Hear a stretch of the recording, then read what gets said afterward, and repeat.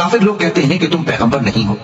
कह दो कि मेरे और तुम्हारे दरमियान अल्लाह और वो शख्स जिसके पास किताब आसमानी का इल्म है बतौर गवाह काफी है। शुरू अल्लाह का नाम लेकर जो बड़ा मेहरबान निहायत रहम वाला है। अलिफ लाम रा, ये एक पुरनूर किताब है।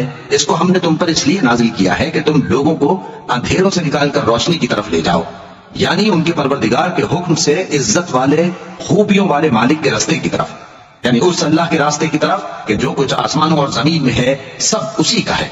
और उन काफिरों के लिए अजाब शदीद की वजह से तबाही और बर्बादी मुकद्दर है, जो आखिरत के मुकाबले में दुनियावी जिंदगी को पसंद करते और लोगों को अल्लाह के रास्ते से रोकते और उसमें कजी जाते हैं।